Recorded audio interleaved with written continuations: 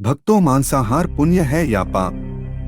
आज इस संदर्भ में हम आपको एक कथा सुनाने जा रहे हैं। यह बात उन दिनों की है जब भगवान श्री कृष्ण अपने बालपन में थे।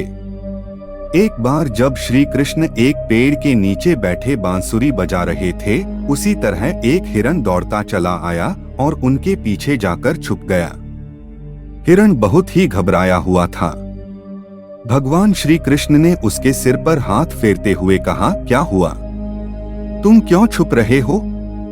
उसका पीछा करते हुए एक शिकारी भी वहां आ पहुंचा और बोला, यह मेरा शिकार है, इसे मुझे दे दो, इस पर मेरा अधिकार है। तब भगवान श्री कृष्ण बोले, हर जीवित जीव पर उसका खुद का अधिकार होता है, न कि किसी का। तब वह शिकारी क्रोध में बोला, यह मेरा शिकार है, इसे मैं पकाकर खाऊंगा। तब भगवान श्री कृष्ण बोले, किसी भी जीव को मारकर खाना पाप की श्रेणी में आता है। क्या तुम पाप के भागी बनना चाहते हो? मांसाहार पुण्य है या पाप, क्या तुम धर्म को नहीं जानते? तब वह शिकारी बोला, मैं तुम्हारे जितना शिक्षित तो नहीं कि यह जानूं कि मांसाहार पुण्य है या पाप, पर मैं यह जानता हूं कि जीव को मारकर खाना, इसमें कोई हर्ज नहीं।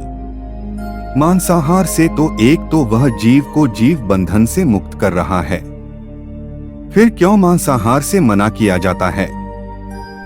मांसाहारी होने को क्यों नहीं कहा जाता?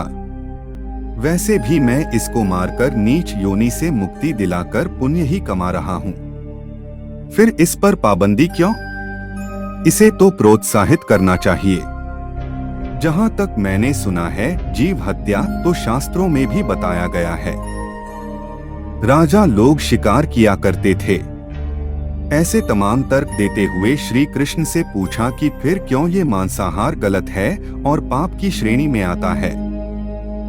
आप ही बताइए, मांसाहार पुण्य है या पाप? भगवान श्री कृष्ण समझ गए कि इसकी बुद्धि मांस खाने के कारण तामसिक हो गई है और उसने सोचने और समझने की बुद्धि भी खो दी है। फिर भगवान श्री कृष्ण बोले, इस अंतहीन विषय पर पहले मैं कोई राय नहीं दूंगा। मेरी इस छोटी सी कथा सुनने के बाद तुम ही उत्तर देना कि मांसाहार पुण्य है या पाप, और तुम्हें मांस खाना है या नहीं। वह शिकारी सोचने लगा कि इसमें मेरा तो कोई घाटा नहीं है, इस कथा को मैं सुन ही लेता हूँ, मेरा मनोरंजन भी हो जाएगा और बाद में मुझे इसका मांस भी मिल। तो भगवान श्री कृष्ण ने अपनी कथा आरंभ की। एक बार मगध में खाद्य संकट खड़ा हो गया तो अन्न का उत्पादन कम रहा। राजा को चिंता हुई कि यदि इस समस्या का शीघ्र निदान नहीं किया गया तो संरक्षित अनाज कोष भी खत्म हो जाएगा और संकट भीषण हो जाएगा। तो सम्राट ने अपनी राज्य सभा में पूछा, देश की खाद्य समस्या को सुलझाने के लिए सबसे सस्ती वस्तु क्या है? मंत्रीगण सोच में पड़ गए। चावल, गेहूं, आलू इत्यादि पदार्थों को उगाने के लिए बहुत श्रम करना पड़ता है। वह तभी प्राप्त होते हैं जब प्रकृति का प्रकोप न हो। ऐसे में तो कुछ सस्ता हो ही नहीं सकता। तभी शिकार का शौक रखने वाले एक मंत्री ने सोचा कि यही उत्तम अवसर है। क्यों न अंधाधुंध शिकार के लिए राजा की अनुमति ले ली जाए। उसने सभा में कहा कि सबसे सस्ता खाद्य पदार्थ है मांस। इसके लिए धन का खर्च भी नहीं है और पौष्टिक खाना भी मिलता है। सभी सामंतों ने इस बात का समर्थन कर दिया, लेकिन मगध के प्रधानमंत्री अभी भी चुप थे। सम्राट ने पूछा, प्रधानमंत्री आप चुप क्यों हैं? आपने कोई अनुमोदन नहीं किया, आपका क्या मत है? प्रधानमंत्री ने कहा, मैं यह नहीं मानता कि यह कथन सही है कि मांस सबसे सस्ता पदार्थ है। फिर भी इस विषय पर मैं अपने विचार आपके सामने कल रखूंगा। प्रधानमंत्री उसी रात मांसाहार का प्रस्ताव रखने वाले सामंत के घर पहुंचे।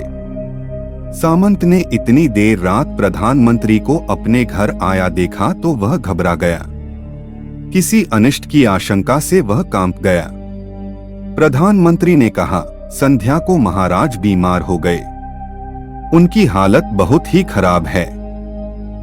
राजवैद्य ने कहा है कि किसी शक्तिशाली देह का 2 तोला मांस मिल जाए तो राजा के प्राण बचाए जा सकते हैं।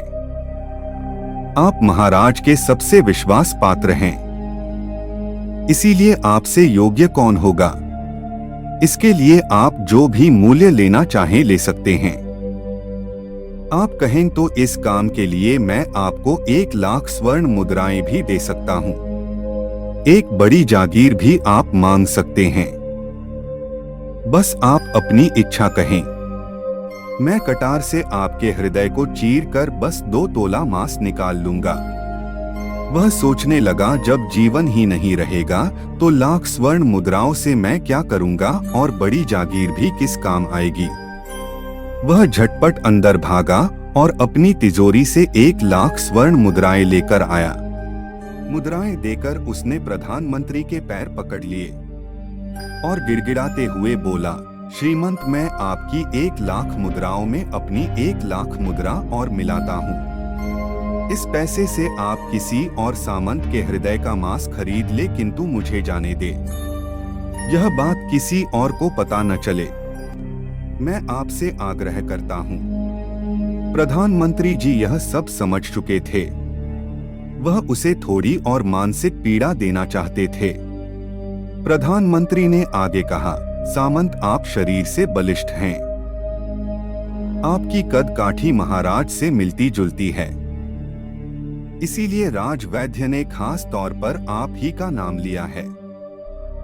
आपके दान से हमारे अच्छे राजा की जिंदगी बच सकती है। आप कहे तो मैं आपको प्रधानमंत्री का पद देने को तैयार हूँ और खुद आपका कर्मचारी बनकर रहूंगा, पर प्रजा से हमारे राजा न छीने। सामंत तो फंसता हुआ दिख रहा था। उसने शरीर पर अंगवस्त्र रखकर अपने जूते भी पहन लिए। जैसे ही वह वहां से भागने वाला था, वह तुरंत प्रधानमंत्री के पैरों में लेट गया। उसने याचना की कि प्रधानमंत्री, मैं इसके योग्य नहीं हूँ। जब प्राण ही नहीं रहेंगे तो प्रधानमंत्री पद का या राजा का सिंहासन भी मिल जाए तो मैं उसका क्या करूंगा। आप चाहें तो मेरा सब कुछ ले ले, पर मेरे प्राण न लें। मैं अपना ये भवन और सारा धन आपको सौंपता हूँ। रातों रात राज्य से निकल जाऊंगा। इतना कहकर वह अपने घोड़े की ओर भागा और जैसे ही अपना घोड़ा गठने लगा, आवाज आई, अभी अभी अपने पीछे गए तुम अपने परिवार को भी छोड़े जा रहे हो। सामंत बोला, मेरे प्राण से प्रिय कुछ भी नहीं है। जब जीवन ही न रहेगा तो कुटुंब का क्या करूंगा। जीवन रहा तो ऐसे ही सुखी रह लूंगा। इतना कहकर घोड़े पर छलांग लगाकर बैठ भी गया। वह अभी चलने को ही था कि प्रधानमंत्री ने घोड़े की साख पकड़ ली।